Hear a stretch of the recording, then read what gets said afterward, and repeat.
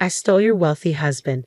The first call from my younger sister, Lois, came just before our mother's funeral. She hadn't replied to any of my messages for weeks. I just got back from Hawaii with Keith. I brought you some chocolate souvenirs. Furious at her insensitivity, I lost my temper and yelled at her in front of everyone. You can keep my husband. Just get to the funeral already. Lois, stunned by my outburst, could only manage a confused "what?" from the other end of the line. I gave her the address of the funeral home and hung up, seething. Knowing she'd try to call back, I turned off my phone, took my seat in the family section, and tried to compose myself. My name is Emily, and I just turned 38. Growing up in a family of 4, my parents, my younger sister, and myself, I often felt the weight of being the eldest. My sister Lois, who is 6 years younger, was always the favorite. With her charming looks, she had a knack for getting her way. Whenever Lois wanted something, she would flash an irresistible smile and say, "Emily, I want this," and I would almost always give in. Unfortunately, this dynamic didn't change as we grew older, making Lois an extremely troublesome sister. 8 years ago, our father passed away after a long illness. 6 months ago, our mother was diagnosed with a terminal illness and had been in and out of the hospital since. 2 years ago, I married Keith, a senior colleague from work, and moved into an apartment near my office. Despite the distance, I spent the last 6 months commuting an hour each way to care for my ailing mother while managing my job. Lois had returned home and left her job a year ago following a breakup with her then boyfriend. Despite this, she continuously deferred caregiving duties to me, claiming I was better suited for it. Eventually, I took a month off work to care for our mother. Despite my efforts, she passed away 2 days ago. And where was Lois during this time? She had left for Hawaii a week earlier. I pleaded with her to stay, but she disregarded my pleas and went ahead with her plans. At the funeral, following the priest's final words, friends and family began to offer their condolences. It was a tribute to my mother's kindness that not only relatives but also many of her friends had gathered to mourn. Several colleagues from my workplace were also present. "I'm sorry for your loss," they offered. "Thank you. I truly appreciate your support in granting me the time to be with my mother during her final days." He's my father-in-law, the company president. Throughout this difficult time, he's shown exceptional understanding and support. But where's Keith? I haven't spotted him around. He's been on a business trip overseas since last week, and I haven't been able to reach him. I understand. I'll inquire with the sales manager about his whereabouts. Due to the size of the company he oversees, Keith and I work in different departments. He's heavily involved in sales and often laments about his demanding schedule filled with frequent business trips. While I tried to be understanding of his absence during this challenging period, I couldn't shake off the anxiety of managing everything alone, especially without being able to reach him or my sister Lois. Meanwhile, my father-in-law made a heartfelt effort to attend the funeral, his presence offering immense support that nearly moved me to tears. Gratitude swelled within me as we rode to the crematory in the limo with the rest of the family. Upon switching my phone back on, I half hoped for a message from Keith. Instead, I was taken aback by the flood of nearly 30 voicemails, most of them from Lois. "Answer your phone. You can't just fabricate absurd lies because you're upset that I'm with Keith now." Her voice echoed through the phone, filled with anger. She took Keith from me. Did she mention something like that during her call before the funeral? I was too overwhelmed with managing the guests to fully grasp what she was implying. Lois and Keith having an affair? It couldn't be true. I felt a surge of shock and agitation. Was Keith really on a trip with her? It seemed unbelievable. Rushing to check the voicemail, I found several messages from my husband. "I'm deeply sorry, but you're a resilient woman. You can handle this on your own, but Lois, I need to stand by her. So let's end things." As I listened to his message, it felt like a scene ripped from a melodramatic script. I wish I hadn't heard that. I muttered to myself. Why did I have to discover that my husband and sister were having an affair and enjoying themselves in Hawaii during our mother's funeral? You need to hurry if you want to bid your final farewell to Mom. We're en route to the crematory.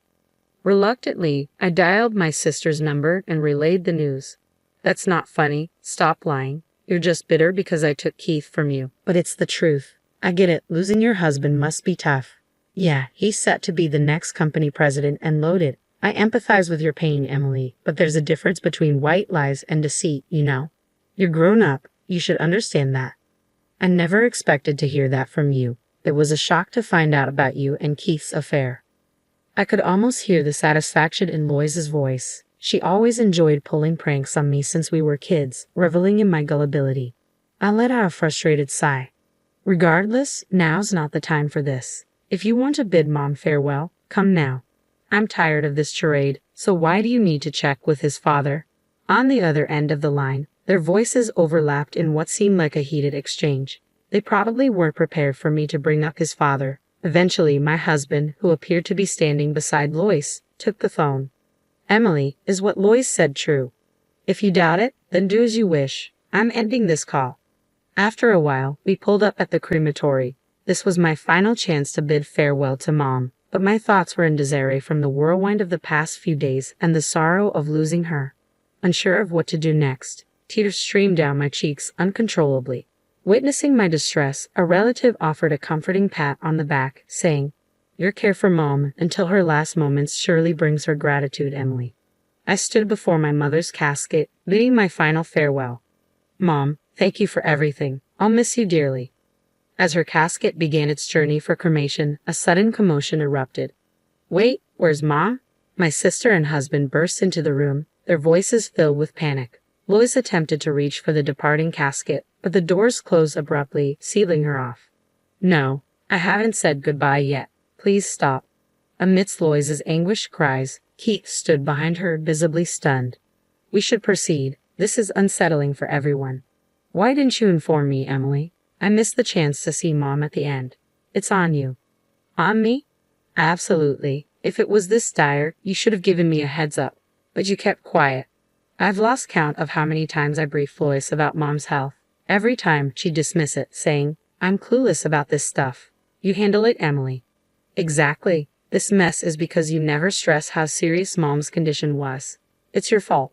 Even Keith joined in, pointing fingers at me. I glared at them, seething.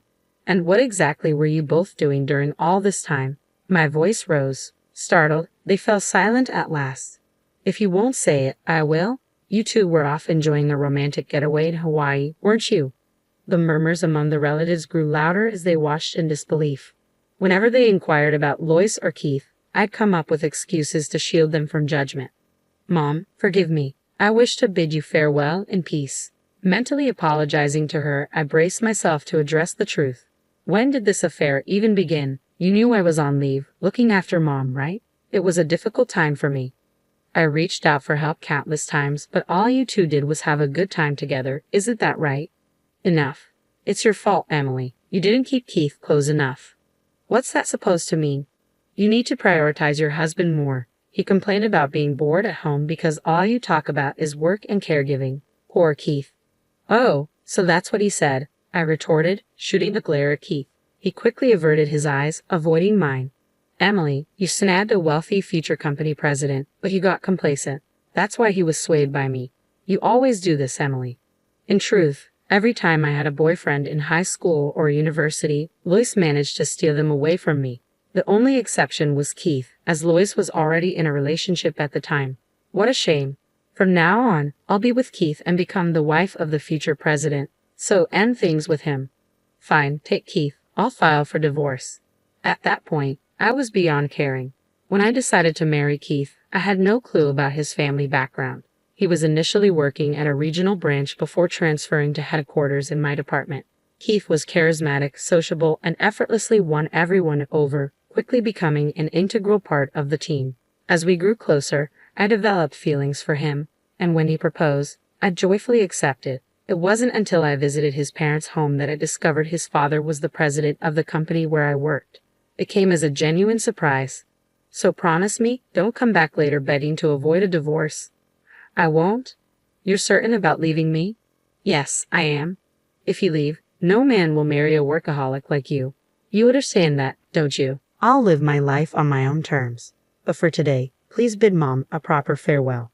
Keith and Lois exchanged smug glances as if they had triumphed. Relatives frowned, observing the tension. "I apologize for the unpleasantness," I said, regretting the scene. As I apologized to my relatives, I heard Lois whisper, "Always the goody two-shoes. I can't stand it." I've tolerated so much because she's my younger sister, but I'll no longer see her that way. I'm divorcing Keith, and I'm alone in this world now. All I have to do is brace myself for that reality. I clenched my jaw tightly. 2 weeks have elapsed since then. I've packed up my belongings from the apartment and settled into a new condo near the office. I've even listed my parents' house for sale. There's nothing tying me to the past anymore. As I moved out, Lois moved in with Keith.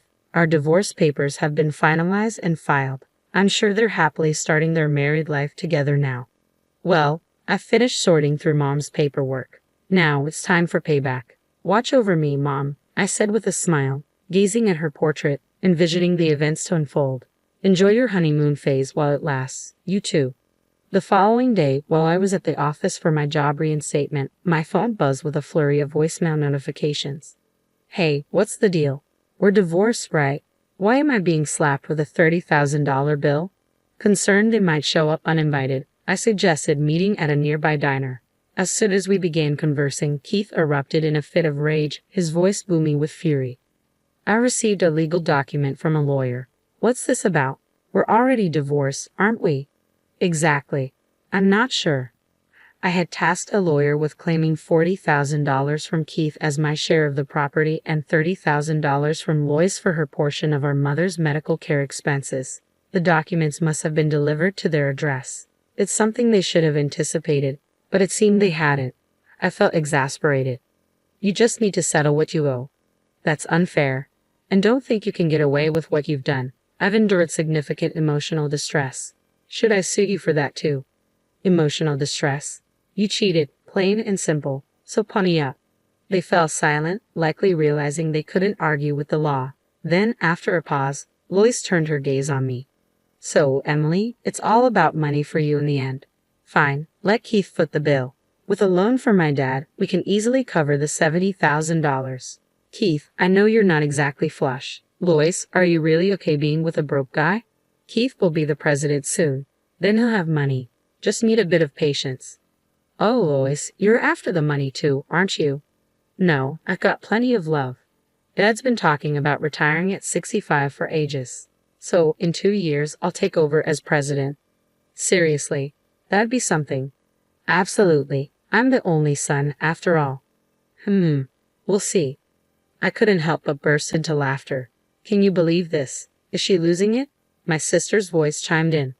But the real act of revenge I had planned was only just beginning. Keith, you've been absent from work for quite some time, citing the family funeral as the reason, correct? Well, my mother-in-law is family too. True, but the company is aware of what you've really been up to. Huh. Are you aware that your father attended Mom's funeral? I intentionally withheld this information from Keith and Lois, leading Keith to believe that his father was unaware of the situation. I've informed the company and your father, the president, that you lied about taking family leave for caregiving and instead went to Hawaii with your mistress. Oh, that was you. You never did any caregiving at all. You have the nerve to act so boldly. And you've taken time off work with Lois on several of your business trips, haven't you? I've reported that too. How did you find out? Lois has been posting photos on social media, detailing where and when she went out. There were a few pictures with you in them. Quite shocking. Huh? You knew about my social media? It's the same account you've had since high school. Naturally, I'd be aware. Lois appeared uneasy, and Keith was caught off guard by my revelation. Wait, does Dad really know everything? Just as my mother was family to you, your father regarded her as family too. Naturally, he'd be informed about the family funeral, as protocol dictates it should be reported to the company. Even following the funeral, he showed concern for me and reached out multiple times. Consequently, I relayed all the recent events to him. He's quite furious. Furthermore, he made it clear that he has no intention of appointing you as the next president. But I'm his son. He mentioned he doesn't recall ever stating that our company follows a principle of hereditary succession. Additionally, he instructed me to convey that he has no use for a son who would engage in such disloyal behavior. So Keith isn't going to be the president. As I watched their faces grow pale, I decided to push them further. And to add, I'll be assuming the role of president next month. I just received the official notification from the president and my superiors at the company. It's official. I've been appointed as the new president. That's impossible. They wouldn't appoint you as president. If you doubt me, why don't you call your father right now and confirm? Keith hurriedly dialed his father while Lois, his new wife, looked on nervously. So, Emily's going to be the president. That's true. So, I won't be the president's wife. If I knew that, I wouldn't have taken you from Emily. But you said you loved me. That was with your money included. What did you say? I couldn't bear the couple starting their argument in front of me, so I stood up. If you want to fight, do it somewhere else. Oh, and I'll be expecting the payment. Thanks. Wait, please don't leave me. Please support me, sis. I evaded their desperate attempts to grab hold of me and swiftly departed. Following that, the couple proceeded with their divorce. My ex-husband, Keith, was demoted by his father and eventually resigned from his position. Now, he works multiple part-time jobs every day to settle his debts to me. As for Lois, rumors have it she's working in a bar at night. Initially, she seemed to be managing, but she fell victim to a deceitful man and found herself in dire circumstances. Meanwhile, I've ascended to the position of president. Admittedly, it's for a small company operating as a subsidiary within the main company building, specializing in the caregiving industry, a venture established based on the proposal I drafted during my caregiving leave. Nonetheless, the caregiving sector is projected to expand in the future, and I'm determined to excel. I'll give it my all moving forward.